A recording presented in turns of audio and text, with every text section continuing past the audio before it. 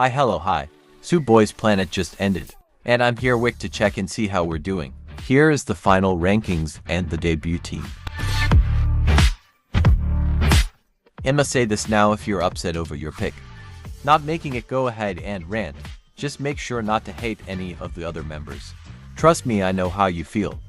I was the only Cuba, Reina and Momoka voter in Girls Planet, so if you want to just rant in the comments, go ahead. But again, don't drag on any other trainees, it's not necessary.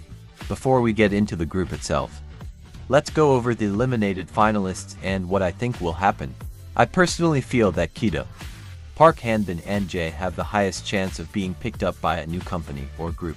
I specifically see Jae and Keita debuting soon, even though Keita is already in a group cipher, and I see Park Hanbin debuting with one of the ZB1 members after they disband. Anyways, now let's get into the actual debut group. Their official name is ZEROBASEONE or ZB1 for sure. When it's shortened, I think it's cute, but in its full form, oh my god, it's awful. And obviously the main question is if I'm happy with the lineup. Short answer, meh, sure, I don't really care. Long answer, it's fine, it really isn't as bad as people make it seem, but it's not a show-stopping, oh my god. My heart-stopper lineup. Talent-wise, is it out of this world? No. But is it to the point where not a single member can hold a note or dance? No, it's not. They're fine, honestly, it really isn't as bad, nor as revolutionary as many make it seem, but neither were any of the produced debut group, or frankly many survival show groups in general. I feel like they have enough to make a functional group. I disagree that it's just visuals or that they're dozens, but I'm also not expecting them to be hitting NINGNING or bottom notes every stage. The best way I can explain my opinion on the lineup is, enough of my picks made it except Keita, but he will always be famous for me to stand and check them out. But it's not enough for me to stick with them every single comeback. If they start releasing bad music, I'm out. Put a pin on the music part, we'll talk about that in a bit. I was completely wrong about Ricky, I thought he wouldn't make it.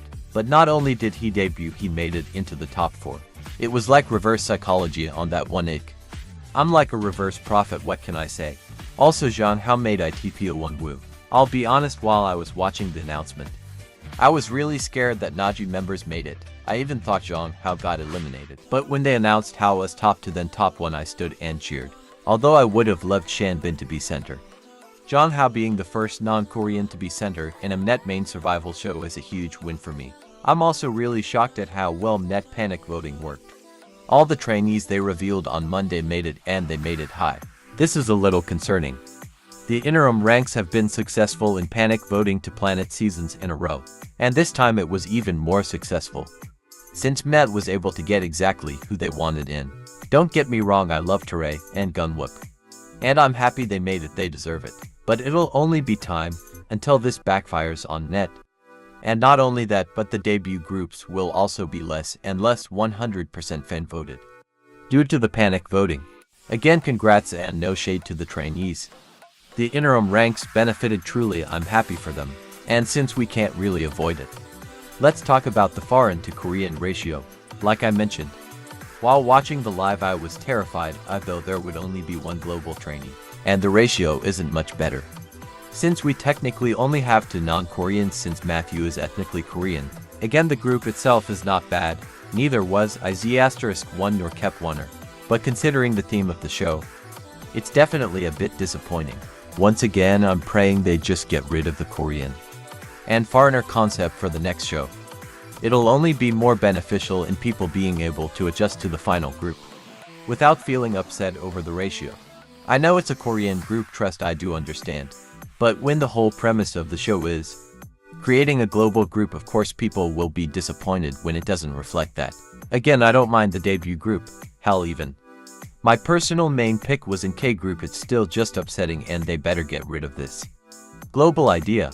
Speaking of global, one of the biggest topics in my last video was whether the group would be successful globally or even successful.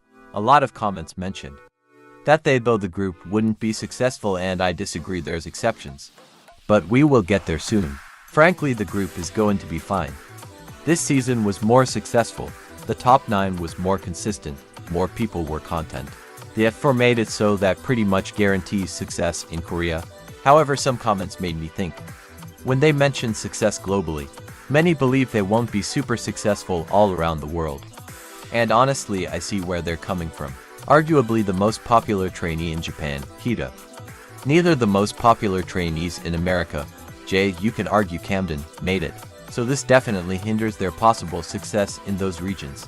I don't think they'll be a group that only relies on Korean support, but I feel like their global popularity will take a bit to grow. Another thing that was brought up that I didn't really consider is if they'd be able to compete with other groups against established groups like TXT, Stray Kids, The Boys, and Hanbin, ATs etc. I personally believe they'll be able to compete, but it won't be constant, more like time to time. But more importantly is if they'll be able to compete against new boy groups.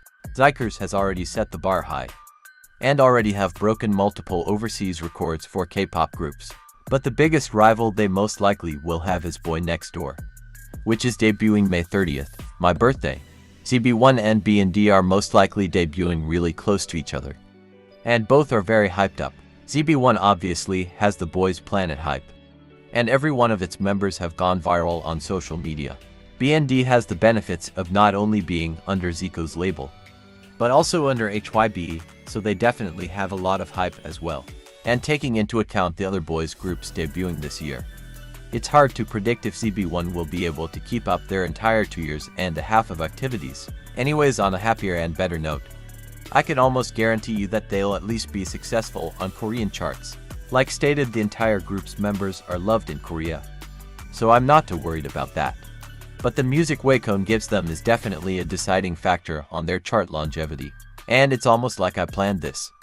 Because let's talk about WAKON. It doesn't matter if ZB1's debut is flawless, with perfect title track, MV, sides, choreography etc. If WAKON throws the towel like they did with KEP1ER, then they're screwed. WAKON is absolutely awful at managing their groups. They're especially bad at managing and using their most popular members' fame. I'm worried they won't treat Jiwoong like an actual center, or treat certain members like how they manage Yaoding, of just how they treat Kep1er in general.